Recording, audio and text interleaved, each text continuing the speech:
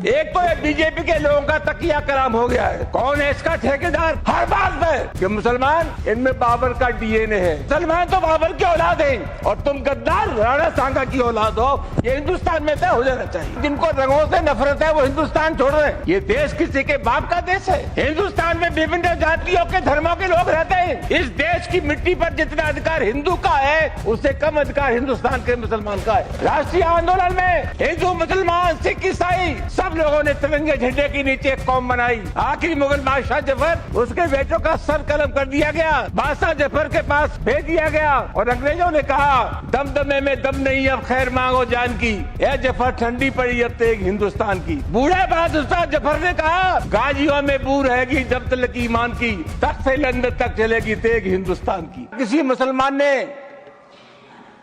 ये कहा हो कि हम सद्भावना बिगाड़ना चाहते हैं या होली के त्योहार में व्यवधान पैदा करना चाहते हैं, लेकिन इसके बावजूद भी तमाम ऐसे बयान आए जिसके चलते समाज में दरार पैदा हुई, रिश्ते खराब हुए। सर, एक बिहार के विधायक हैं और एक उत्तर प्रदेश के विधायक हैं। इन दोनों लोगों ने यह कहा कि मुसलमान अपने घर में कैद हो जाए होली पर। उत्तर प्रदेश के एक मंत्री ने कहा कि जिनको रंगों से नफरत है वो हिंदुस्तान छोड़ रहे हैं। और सभापति महोदय, अलीगढ़ यूनिवर्सिटी में सभापति महोदय, पहले होली का त्योहार नहीं होता था, परमिशन नहीं मिली। अब जब वहां अनुमति नहीं मिली, बाद में अनुमति मिल गई थी, तो वहां के एक जनप्रतिनिधि ने कहा कि जो इसका विरोध करेगा उसको मुंह पर पहुंचा देंगे। सभापति जी, कानून का राज है या जंगल का राज है? इस प्रकार की जो भाषा बोली जाती है वो किसी भी कीमत पर इस देश की सेहत के लिए ठीक नहीं है।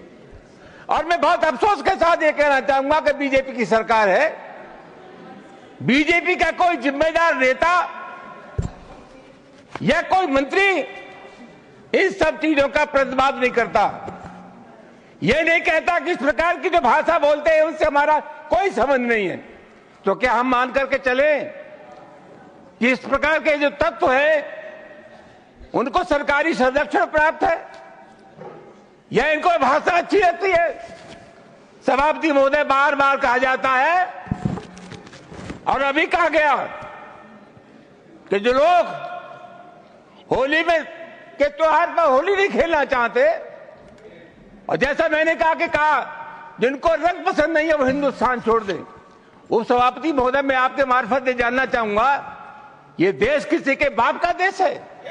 हिंदुस्तान में विभिन्न जातियों के धर्मों के लोग रहते हैं। इस देश की मिट्टी पर जितना अधिकार हिंदू का है उससे कम अधिकार हिंदुस्तान के मुसलमान का है।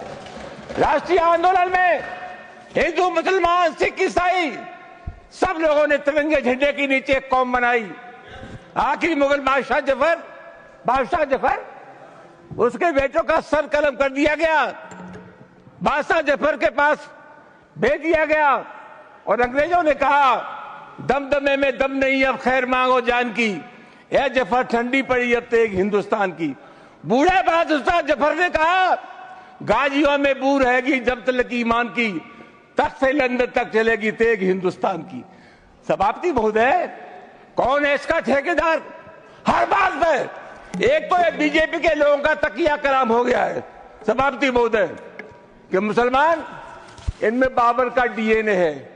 उप सभापति महोदय, मैं जानना चाहूंगा कि बाबर का डीएनए मुसलमान में है।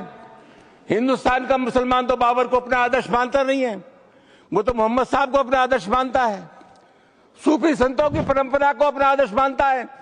लेकिन सभापति महोदय, मैं जानना चाहूंगा कि बाबर को लाया कौन? बाबर को इब्राहिम लोदी को हराने के लिए राणा सांगा लाया था। तो मुसलमान तो बाबर की औलाद हैं और तुम गद्दार राणा सांगा की औलाद हो। ये हिंदुस्तान में तय हो जाना चाहिए। अगर बाबर की तो आलोचना करते हैं, राणा सांगा की आलोचना नहीं करते। सभापति महोदय, ये बहुत सभापति महोदय, ये देश की एकता का अनुभवी आदमी है, बातचीत में संसदीय मर्यादाओं का ध्यान रखें, संसदीय मर्यादाओं का ध्यान रखें। जो भी चीजें संसदीय मर्यादा आजादी की लड़ाई में Please, your time is over. You please sit.